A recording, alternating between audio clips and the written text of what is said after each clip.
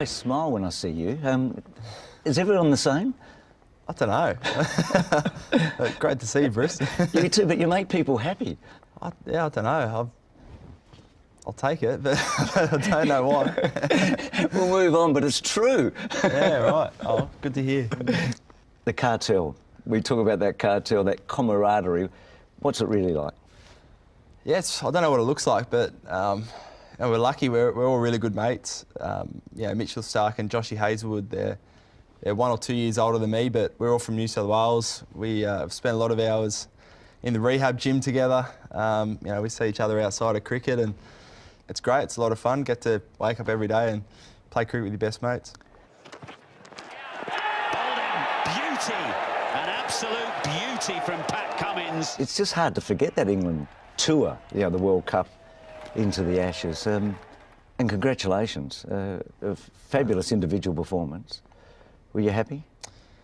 Yeah, really happy. It's my first test tour over there in England that I've played in. I didn't really know what to expect, but obviously a huge series, and it all kind of came together. There was a couple of tense moments there.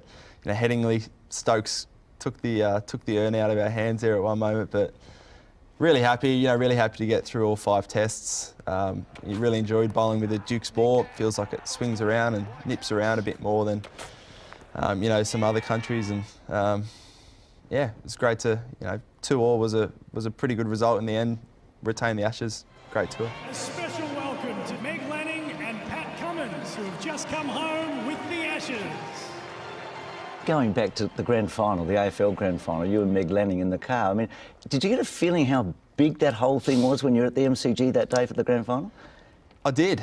Yeah, pretty fresh off the plane from England, and I'd kind of hidden away, and then back at the MCG, and I reckon of those 100,000 people, just about every single one of them must have said, well done the Ashes, how good are the Aussies? And I was with, Nathan Lyon walking around, and everyone just came up, shook their hands, said g'day, said we're watching, we're tuning in, amazing stuff. So it didn't really hit me till biggest sporting event on the AFL calendar. Everyone's still talking about cricket. It was great.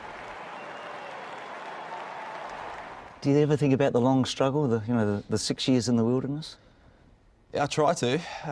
Any time I'm feeling a little bit tired, or it's been a long tour, that's where my thoughts kind of go back to, and pretty quickly brings me back to how good's this. I'm back on tour with Australia, because for 5 or 6, 7 years there, I was watching every Test match, every game for Australia, just wishing I was out there. So to be in the position now where I've played most games the last couple of years, it's something that I'd kind of always hoped for, but I felt so far away there for a couple of years, so I'm just enjoying it. We're always interested in how you overcome obstacles, great sports people, or anyone really. Was there a time where you thought, gee, I'm not going to get back? I think there was times where Test cricket felt a long way away. I guess luckily every time I came back I played some T20 or some one-day cricket for Australia. But I felt like that's all my body could cope with. I'd wake up the next morning really sore. Then after a couple of months I'd get another 12-month injury, and I think with each injury, the 4th or 5th one, it just felt like Test cricket was getting further and further away. Did something happen medically that changed things for you? I mean, is there a genius out there that did something to you? No. I think just getting older and our body matures a little bit. I didn't really believe it when I was 19 or 20, but everyone kept saying, when you're 23 or 24, your body just magically gets a bit harder, and seems to be the trend with Mitchell Johnson before me, Brett Lee. They all went through a similar thing. So fortunately and hopefully, I've come through the other side just like them. I got to meet Dennis Lillee properly last year, and that was a thrill for me. You know him, don't you? I mean, did he play any part in your career? Yeah, DK's been great for me. I'm a little bit too young for him, so I've only seen him on the highlights, but I would have loved to see him live. But he's been great for a couple of years there, where I was just trying to sort out my action, what kind of action I wanted to bowl with, trying to get back bowling without putting as much stress on my body. He was the go-to man. He's been through it all before. Incredible bowling coach, and I flew over to Perth a few times to see him, and still stay in contact with him. But again, just another great guy who loves the game, loves helping out. I'm really lucky to have him in my corner. Let's go back even before the injury to Johannesburg. I mean, how vivid's that debut and that 6-4? It's still really vivid, but when I look at footage, it doesn't feel like it was me. It was, close to 8 or 9 years ago, and I think I was a skinny 18-year-old. I'm about 10 kilos heavier now. Action was all over the place, and playing. We had Jacques Callis, AB de Villiers were playing against the greats of the games that I was lucky enough to play with. I had Ricky Ponting standing there at second slip. It's all a bit crazy now when I think of it, but yeah, great memories. I can't believe that it's me actually. It felt so long ago. And even before that, when you were named at 18 years of age, is it true that the TV went to your home and your brother had something to say about you? What was all that about?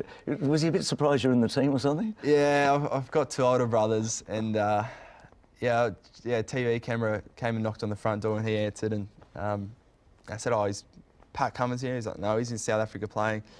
"Oh, can you give us a quote?" He goes, "Well, no, but I just want to say I can't believe he's playing a test match when he's never beaten me in backyard cricket yet." So he was pretty happy with that. I think he got a laugh from his mates, so well done. And your sister did some damage too early on, didn't she?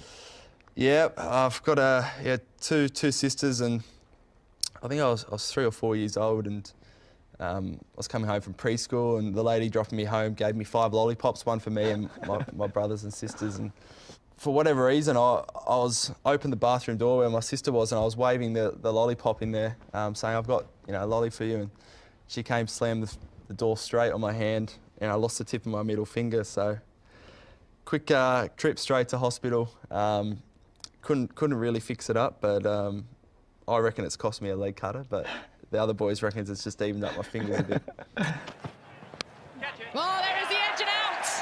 Wicket for Pat Cummins. And that's out. Beautifully bowled. And that is gone. Taken. Cummins has another. Who's the prized wicket in Test cricket these days? Well, luckily, I think the main one's Steve Smith, who's on our side, so I don't have to worry about him. I mean, I'd say there's probably every team has one. For England, it's Joe Root. For India, it's Virat Kohli. For New Zealand, it's Kane Williamson. They're the captains. They're the best batters. They're right up there in the upper echelon of batters. So, yeah, I'm glad I don't have to bowl to Steve Smith because I think he would be the number one. Could a fast bowler be captain? They have been. I mean, I'm looking at you. Yeah, there's no reason why they can't be. What about you? Me, I've only played two summers in Australia, and it seems like we get a lot of 45-degree days, and we have to be out there for 3 or 4 days in a row, which I always find hard enough without having to worry about anything else.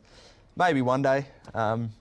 I haven't really captained anything since junior cricket, so I don't know if I'd be any good at it. I don't know what my capacity's like, if I ever had that role, but I don't think there's any reason why we can't be. And just finally, Daniel Craig is retiring as James Bond. Have you thought about that? I don't quite have the rig. I always wear a shirt, so yeah, I don't know. I don't know, an Aussie James Bond, an accent. We've had one. Yeah, maybe Tim Payne. I reckon he'd be pretty good. No, you're the guy. Hey, Pat, it's been a pleasure. Great. Thanks, Bruce. Cheers. Good on you, mate. Thanks very much.